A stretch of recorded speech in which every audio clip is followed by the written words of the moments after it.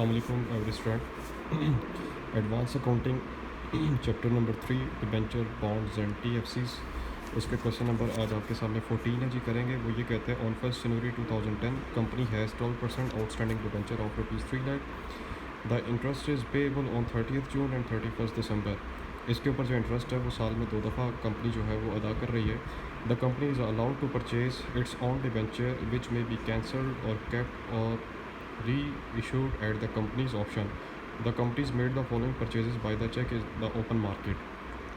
कहता है कि यहाँ पे कंपनी अपने डिबेंचर खुद ख़रीदने की परमिशन दे रही है, अलाउ कर रही है, चाहे वो उसको अपने पास रखे, चाहे वो उसको कैंसिल कर दे या किसी भी मकसद के लिए उसको यूज़ करें।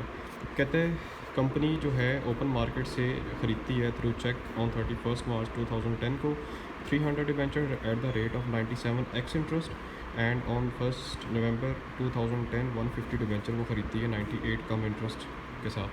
प्रीवियस हमने लेक्चर में देखा था कि एक्स एंड कम इंटरेस्ट क्या होता है। एक्स इंटरेस्ट ऐसा होता है जिसमें प्रिंसिपल अमाउंट के अंदर इंटरेस्ट शामिल नहीं होता, हमें कैलकुलेट करके उसे ऐड करना पड़ता है। एंड कम इंटरेस्ट ये वो वाला इंटरेस्ट होता है जो प्रिंसिपल अमाउंट के अंदर शामिल होता है। नहीं, अपना क्वेश्चन करते हैं। एक दफ़ा इसकी ब्रीफिंग, साल में आप 2 दफ़ा इंटरेस्ट अदा कर रहे हैं और कंपनी के पास ऑप्शन मौजूद है कि वो 1 मार्च 2010 को 300 डिबेंचर और 1 नवंबर 2010 को 150 डिबेंचर वापस ख़रीद रही है और उसके जो इंटरेस्ट है उसकी सिचुएशन डिफरेंट है। जी अपने क्वेश्चन की तरफ मूव करते हैं।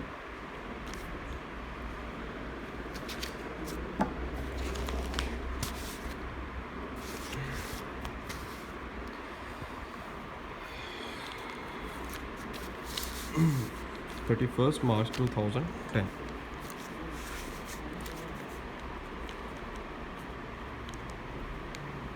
सबसे पहले कंपनी क्या कर रही है कि अपने डिबेंचर वापस ख़रीद रही है। ठीक है, तो जब कंपनी डिबेंचर अपने वापस ख़रीदती है तो उसकी एंट्री क्या होता है, on debenture account debit interest on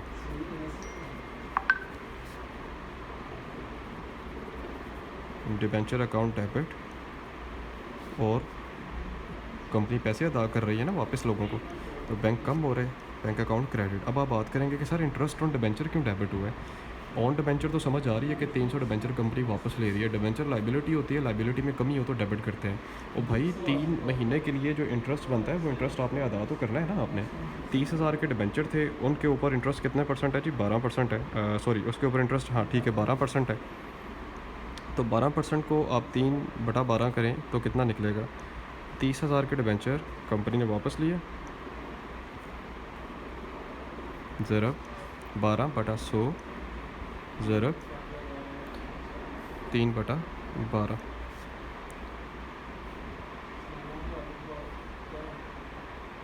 ठीक है, तो आप इसका इंटरेस्ट निकालें तो ये इंटरेस्ट निकलेगा आपका 900 के साथ। डिबेंचर कितने ख़रीद रही है, डिबेंचर जो है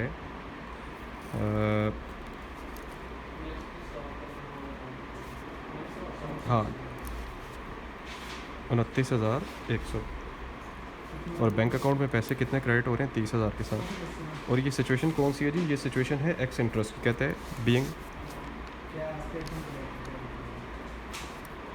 300 debenture purchase with x interest.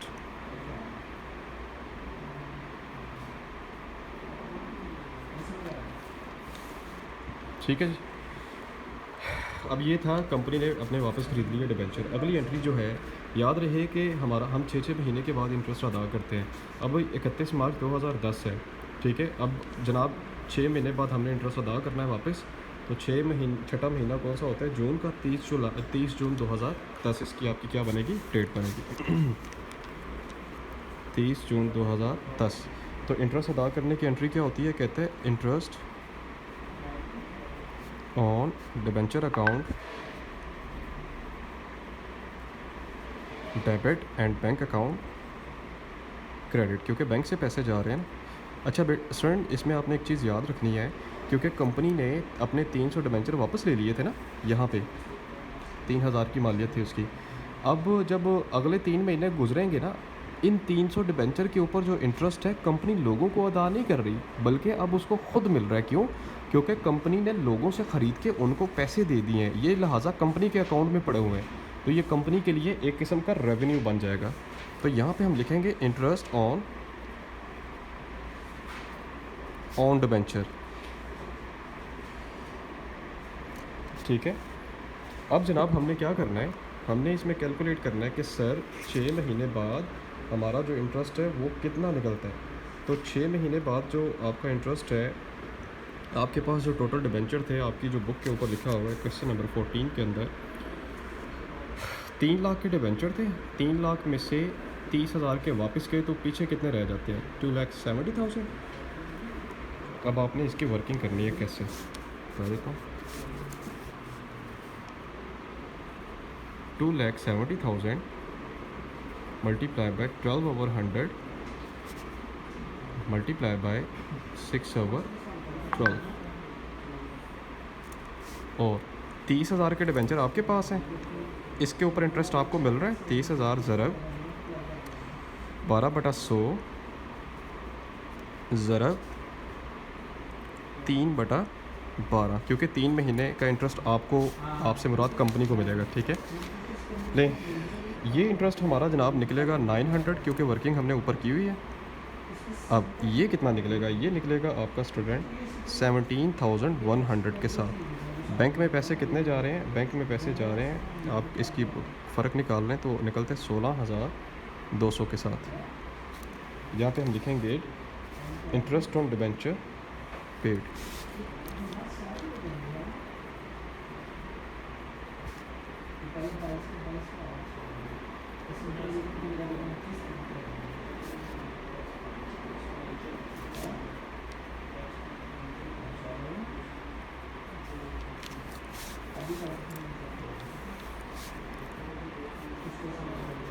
नहीं जी, हो गया।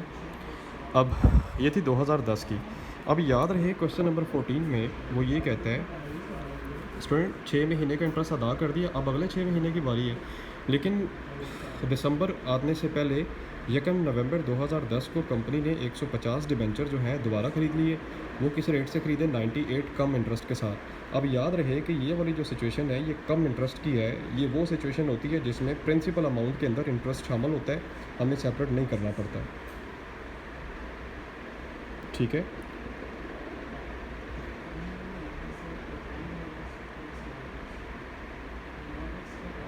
ले अब वो ये कहता है 1 नवंबर को 150 के डिबेंचर वापस ख़रीदे हैं विद कम इंटरेस्ट के साथ।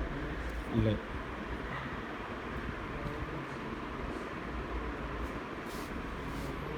डेट इसमें लिख लेते हैं, नवंबर को 11वां महीना होता है और ये 1 नवंबर को 11वां महीना 2010। कंपनी जनाब वापस अपने डिबेंचर ख़रीद रही है, तो इसकी एंट्री हम क्या पास करेंगे? On debenture account debit. अब ज़ाहिर इंटरेस्ट भी तो अदा करना है ना। देखें जून ख़त्म हो गया, जुलाई, अगस्त, सितंबर, अक्टूबर एंड नवंबर। 1 नवंबर को ख़रीद रही है, इसका मतलब ये है कि 2, 3, 4 महीनों का इंटरेस्ट कंपनी अदा करेगी। ठीक है जी, यहाँ पे लिखेंगे हम interest on debenture account debit और क्रेडिट करेगी बैंक को, क्योंकि कम इंटरेस्ट की सिचुएशन है। तो 150 के डिबेंचर कितने का रेट है जी कम इंटरेस्ट का? 98 कम। इसको मल्टीप्लाई करेंगे तो आपकी अमाउंट डायरेक्ट आएगी 14,700 के साथ। ठीक है, अब आप जनाब इंटरेस्ट निकाल लें कि 4 महीनों का इंटरेस्ट आपने कितना अदा करना है। तो जनाब आप जो है फॉर एग्ज़ाम्पल 1,50,000 के डिबेंचर ख़रीद रहे, सॉरी 15,000 के डिबेंचर वापस जा रहे हैं, 150 कह रहा हूँ, 15,000 के डिबेंचर वापस जा रहे हैं। ज़रब 4 बटा या ज़रब 12/100 ज़रब 4/12, ये दो। ठीक है जी,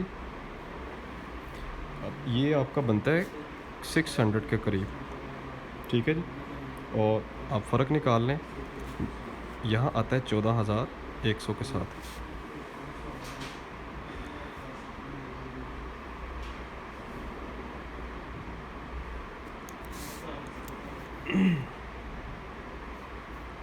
यहाँ पे हम लिखेंगे company purchase its own debenture with come interest. ठीक है, ये तो हो गई। अब जनाब, अब अगला जो प्रोसीजर है उसमें क्या है, कंपनी ने, क्योंकि छः महीने बाद कंपनी ने इंटरेस्ट अदा करना होता है, पहले 6 महीने का इंटरेस्ट अदा हो गया है, अब आखिरी 6 महीने की बात हो रही है इसमें।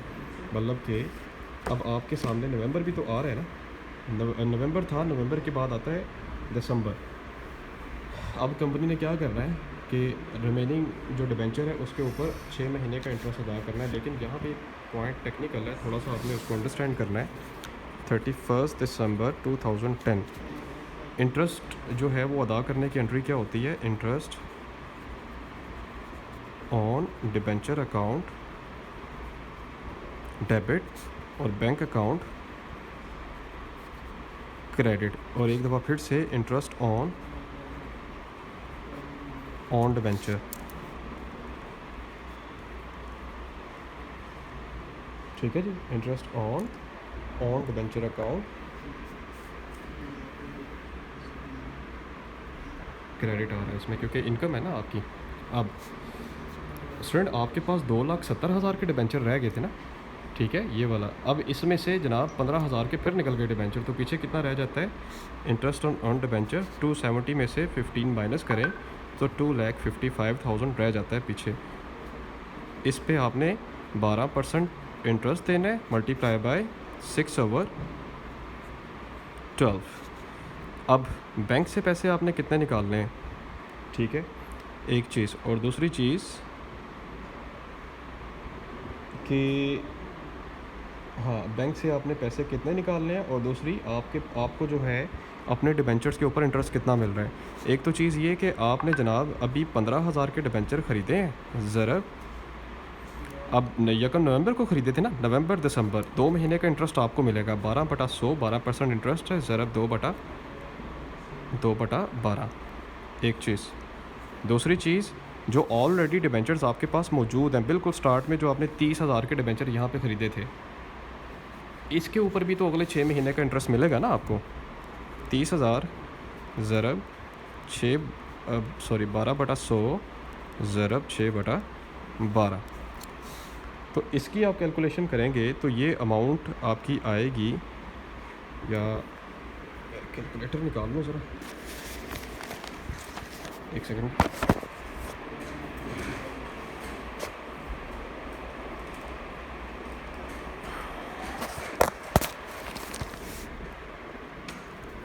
सॉरी फॉर इंटरप्शन जी, कैलकुलेटर मैंने निकाल लिया।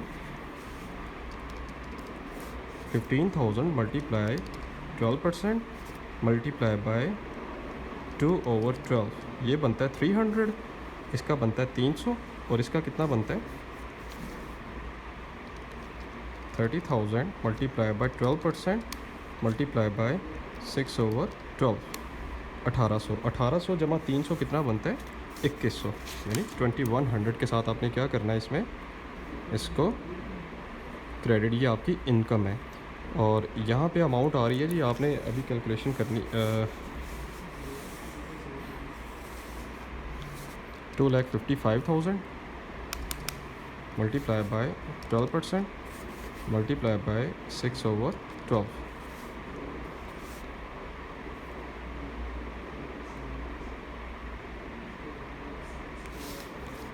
ये आपका बनता है कितना 15,300 के साथ। मतलब ये पैसे आपने देने ही देने हैं 15,300।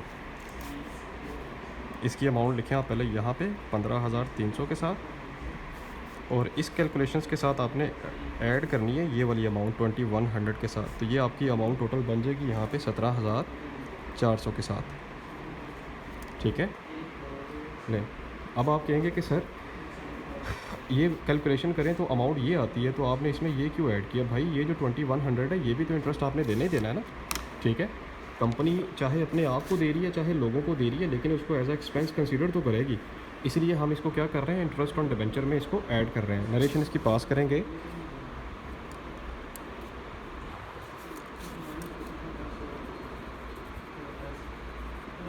Interest on debenture is paid and receive एक चीज़। अब ये यहाँ पे हो गई क्लोज। अब आपने क्या करना है, next one is the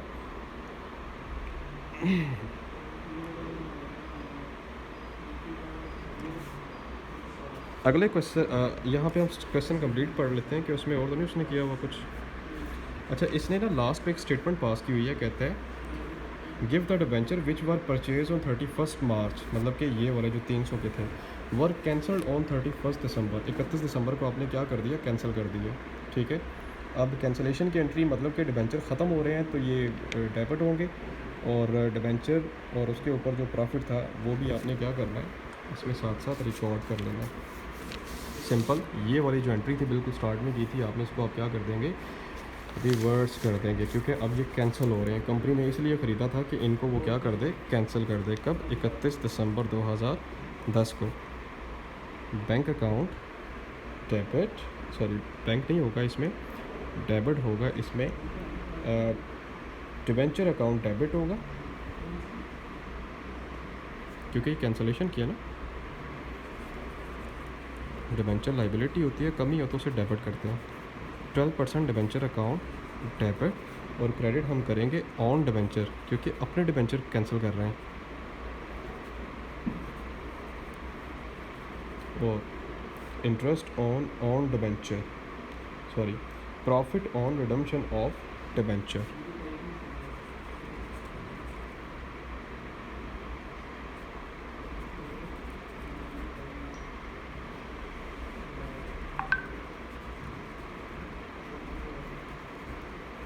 debit, कितने डिबेंचर थे वो, अमाउंट आपकी वही है 29,100 के साथ था, और आपको मिला था उस वक्त जो प्रॉफिट या जो इंटरेस्ट आपने रिकॉर्ड किया था पहली एंट्री में 900 के साथ, और डिबेंचर कितने के साथ कैंसिल हुए, 30,000 के साथ। और यहाँ पे हम लिखेंगे company cancel it's own debenture.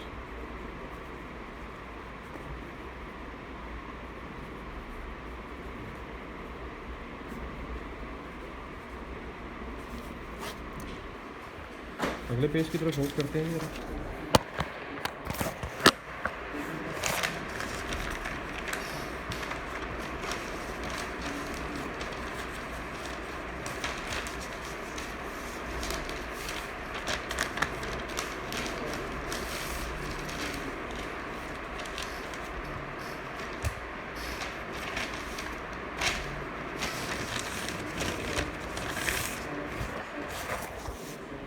अब अगले क्वेश्चन में हम क्या करेंगे जी, स्टेप बाय स्टेप सबसे पहले अपने इंटरेस्ट को हम क्लोज करेंगे। ठीक है,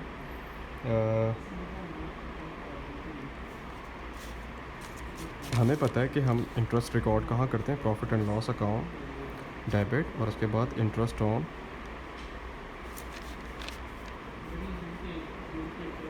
डिबेंचर अकाउंट क्रेडिट।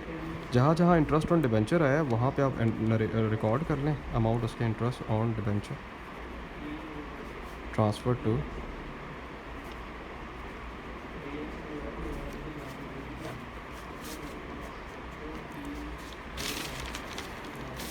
सबसे पहले यहाँ पे इंटरेस्ट ऑन डिबेंचर 900, और उसके बाद इंटरेस्ट ऑन डिबेंचर 17,100, कितना बनता है, 18,000 बनता है। ठीक है, उसके बाद इंटरेस्ट ऑन डिबेंचर 600, 18,600 हो गया।